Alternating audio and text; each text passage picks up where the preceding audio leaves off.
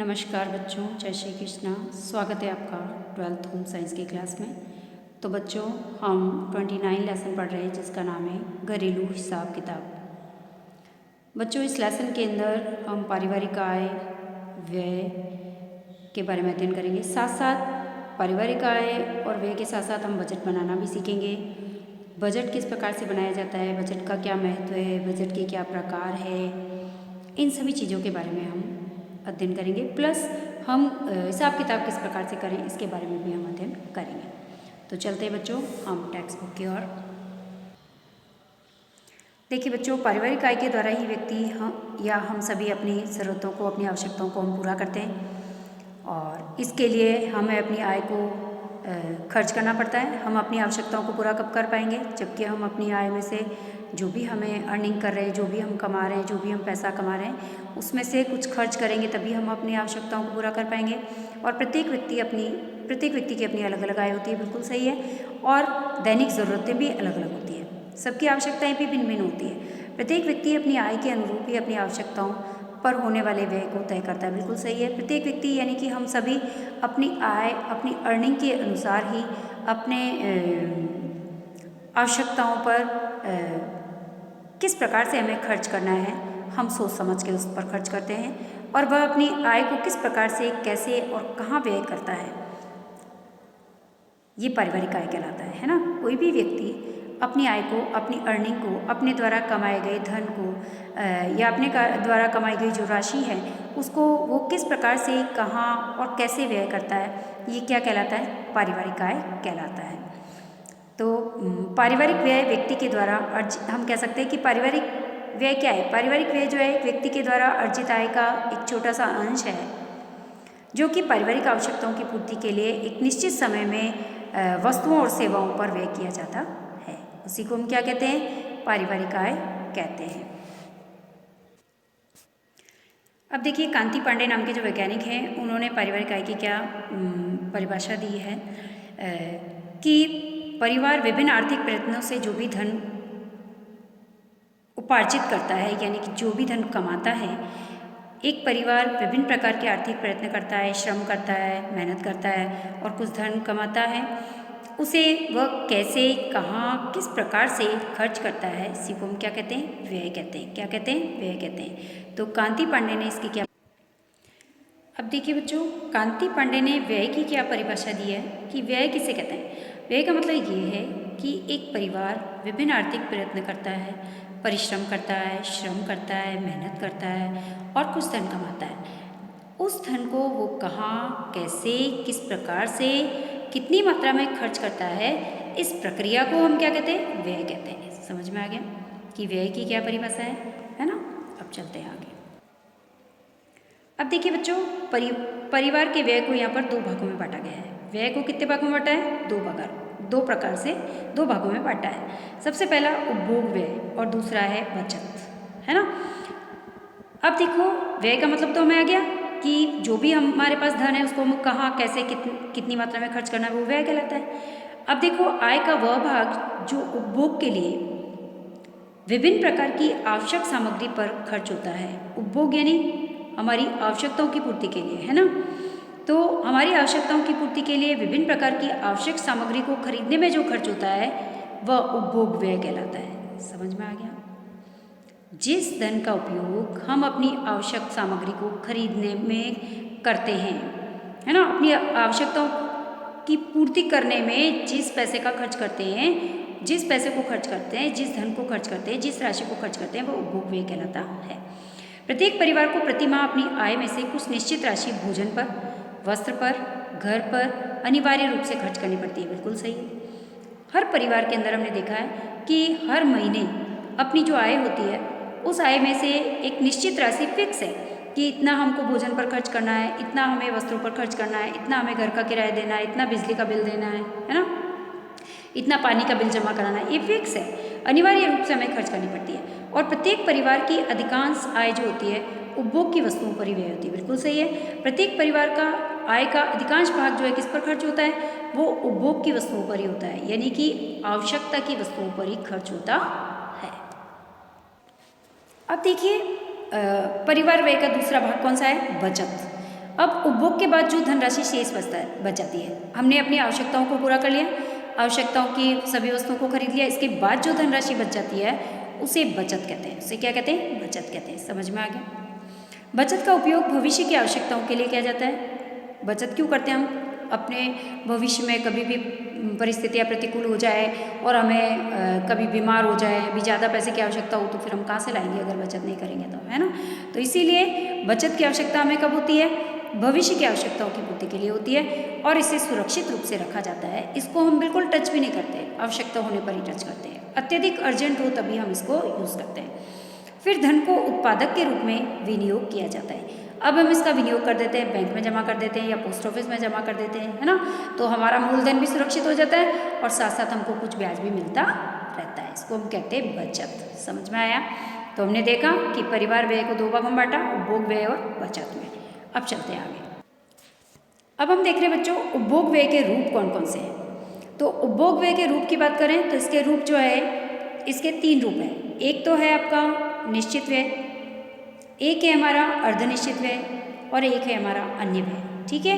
अब निश्चित व्यय क्या होता है? निश्चित व्यय अभी हमने देखा था कि हर महीने हमें अपनी आय का कुछ निश्चित राशि जो होती है, फिक्स होती है, जो हमें वहाँ पर खर्च करनी होती है। जैसे हमको राशन के ऊपर इतना खर्च करना है, किराया हमको इतना देना है, बिजली का बिल हमें इतना देना है, पानी का बिल इतना देना है ना? मोबाइल के रिचार्ज का इतना हमारे फिक्स है कि इतना हमें कराना है। तो ये क्या कहलाता है? निश्चित व्यय कहलाता है ना?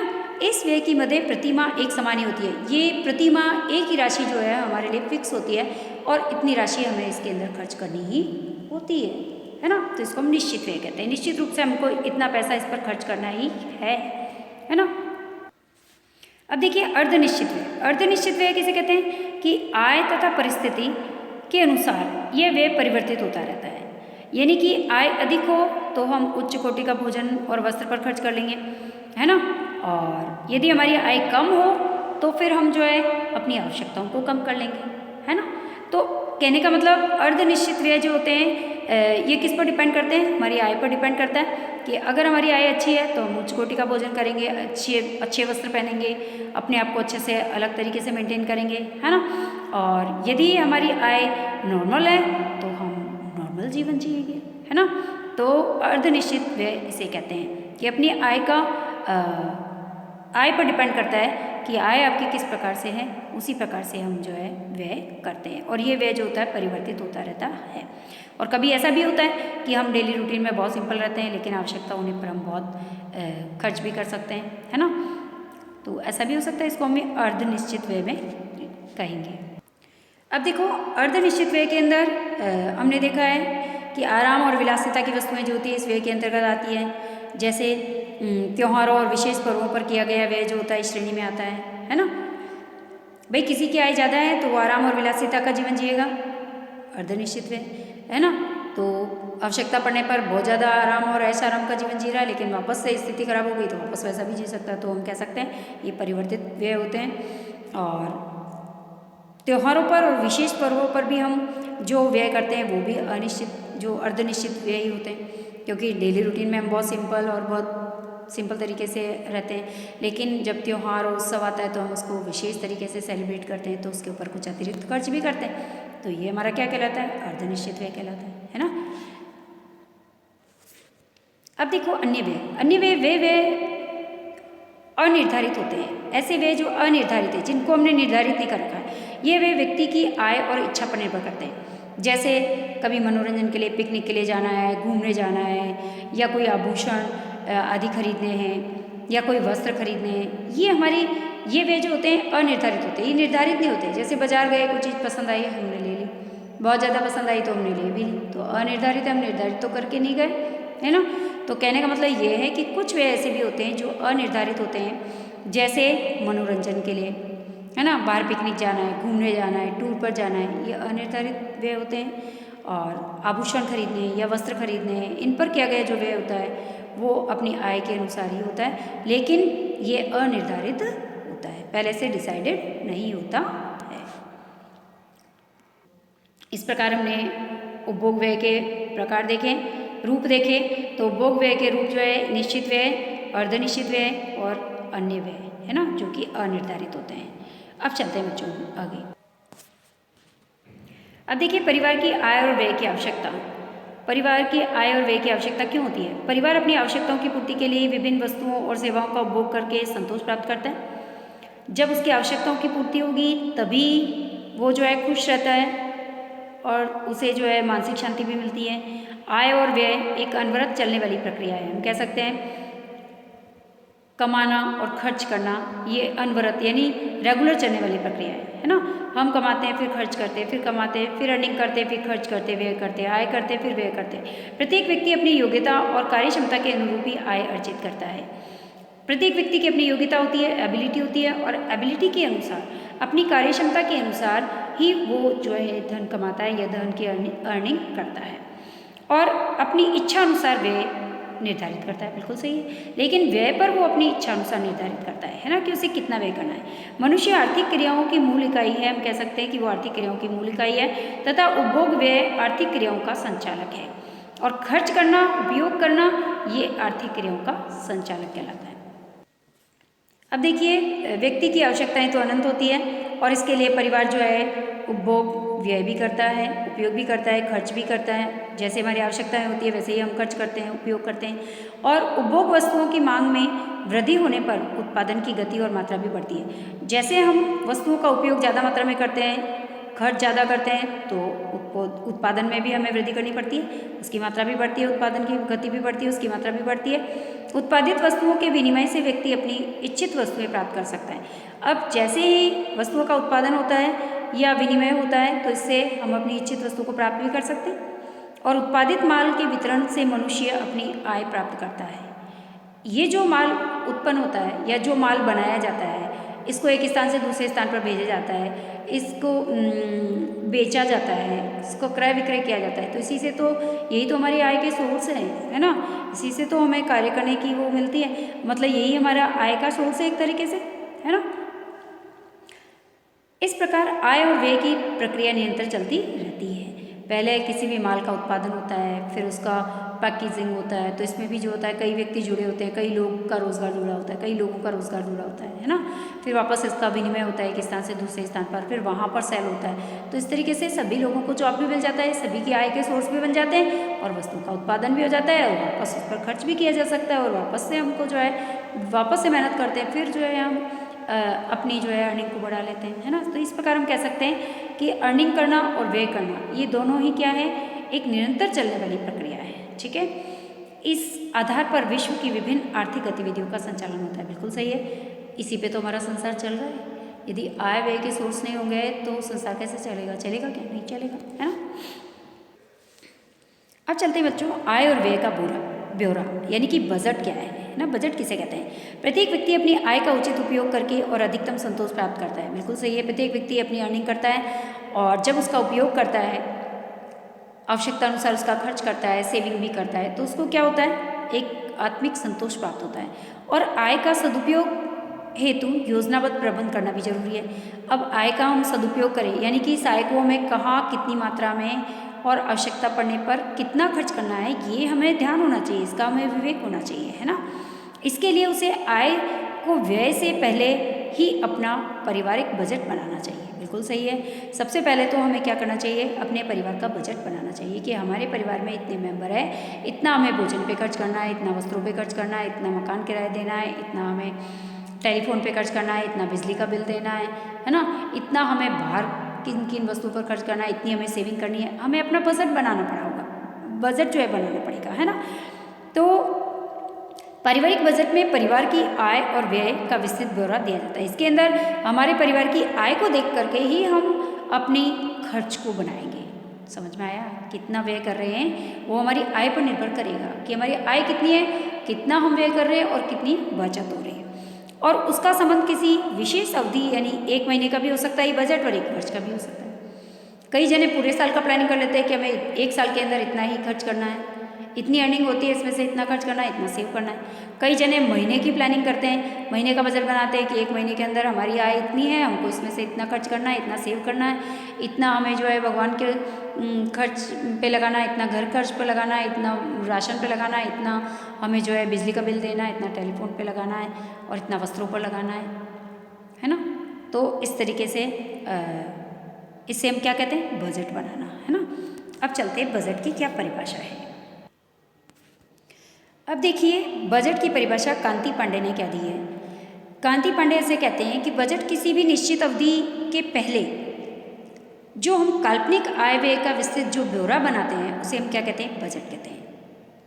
भाई एक निश्चित अवधि के पहले, जैसे महीने से पहले ही तनख्वाह आने वाली है और तनख्वाह आने से पहले ही हम इस महीने का पूरा बजट बना लेते हैं कि हमें कितना कितना कहाँ खर्च करना है और कितना हमें सेव करना है, तो ये क्या कहलाता है, बजट कहलाता है ना।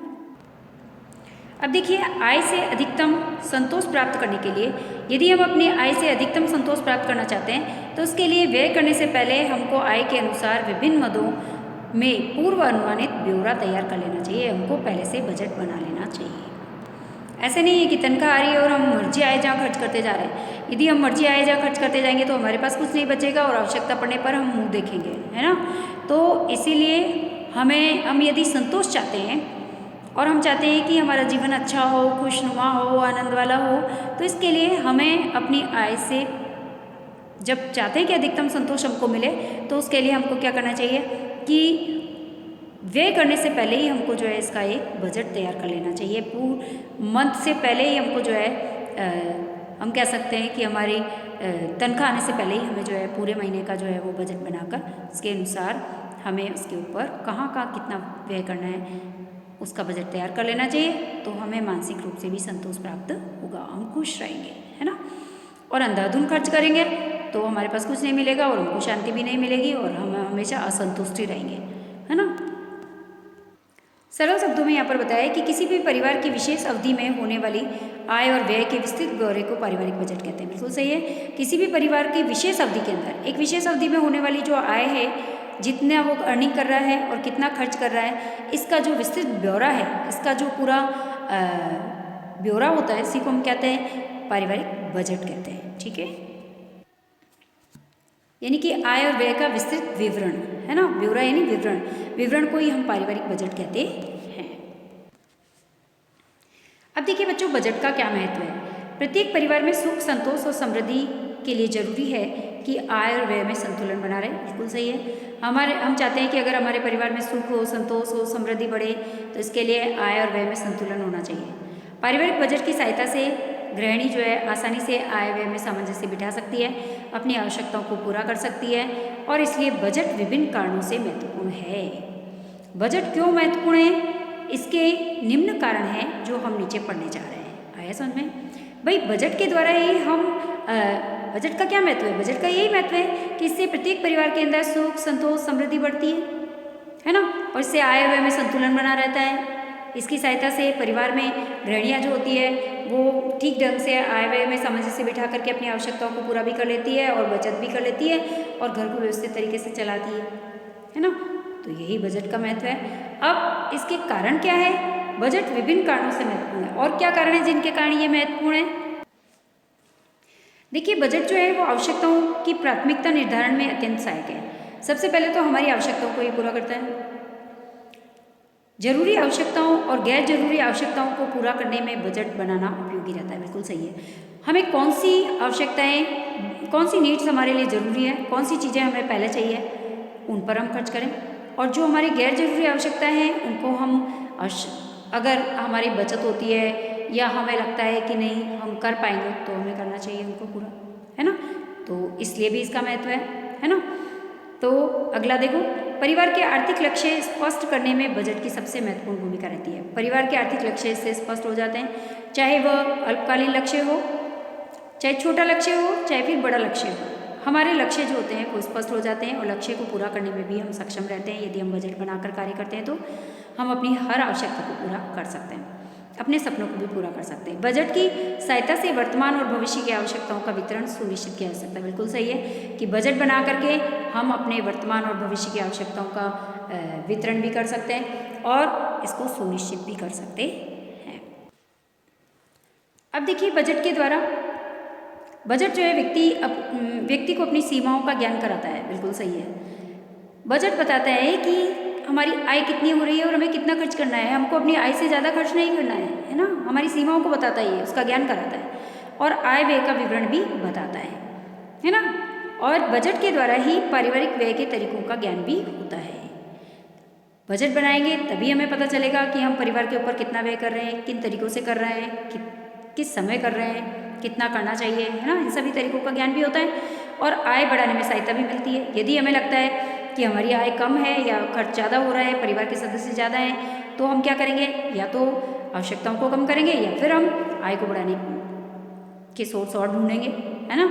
तो परिवार के सदस्यों में इससे त्याग की भावना भी आती है, मितव्ययता की भावना, बचत करने की भावना भी आती है ना, और पेशेंस की भावना भी डेवलप होती है और सहकारिता की भावना भी आती है। बजट बनाकर चलने से परिवार के अंदर त्याग, मितव्ययता और सहकारिता की भावना डेवलप होती है। एक परिवार को अपनी आर्थिक स्थिति को सुदृढ़ करने के लिए पारिवारिक बजट का निर्माण जरूर करना चाहिए। बिल्कुल सही है। यदि हम चाहते हैं कि अपने परिवार की आर्थिक स्थिति को अच्छा रखें, हम हमेशा हमारी आवश्यकताओं को पूरा कर सकें, तो पहली बात तो हमें अपनी आवश्यकताओं को कम भी करना चाहिए, अपनी आय के अनुसार रखना चाहिए।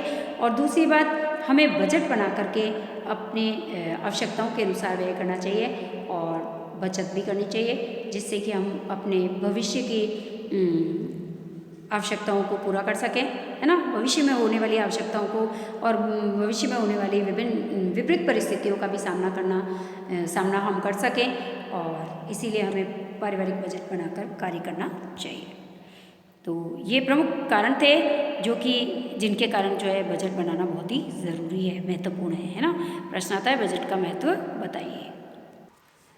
अब देखिए बच्चों, प्रत्येक परिवार को बजट के प्रमुख बिंदु कौन से हैं। प्रत्येक परिवार को पारिवारिक बजट बनाते समय निम्नलिखित बिंदु को ध्यान में रखना चाहिए। जब हम बजट बनाते हैं तो हमें कौन कौन सी चीज़ों को विशेष रूप से ध्यान रखना चाहिए। सबसे पहले देखो, बजट बनाने वाले प्रत्येक व्यक्ति को परिवार की आय का संपूर्ण ज्ञान होना चाहिए। यदि हम बजट बना रहे हैं पूरे महीने का, तो हमें ये ध्यान होना चाहिए कि हमारी आय कितनी है, हमारे परिवार की आय कितनी है, फिर ही हमें बजट बनाना चाहिए। किसी भी सदस्य को अपनी आय को छुपाना या बड़ा चढ़ाकर नहीं बताना चाहिए। बिल्कुल सही है। ये नहीं है कि परिवार की आय तो कम है और हम बड़ा चढ़ाकर बहुत ज़्यादा बता रहे हैं, है ना। तो परिवार के सदस्य को ये ध्यान रखना चाहिए कि अपनी आय को न तो छुपाना चाहिए और न ही बड़ा चढ़ाकर बताना चाहिए। जितनी आय प्राप्त हो उससे ज़्यादा खर्च भी नहीं करना चाहिए। हमारी जितनी आय है उससे ज़्यादा खर्च नहीं करना है, बल्कि उससे कम खर्च करके अपनी आवश्यकताओं को कम करना है और उसमें से भी बचत करनी है ना।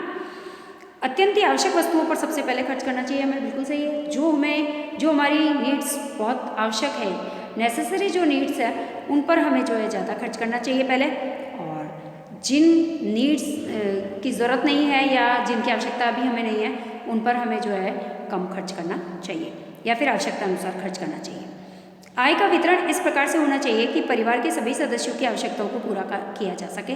बिल्कुल सही है। हमारी आय का वितरण हमें इस प्रकार से करना चाहिए कि इतना हमें किराया देना है, इतना हमें राशन पर खर्च करना है, इतना बिजली का बिल देना है, इतना टेलीफोन पर देना है। इसका वितरण इस प्रकार से करेंगे कि परिवार के सभी सदस्यों की आवश्यकताएं अच्छे से पूरी हो सके, किसी को कोई तकलीफ ना हो। ठीक है।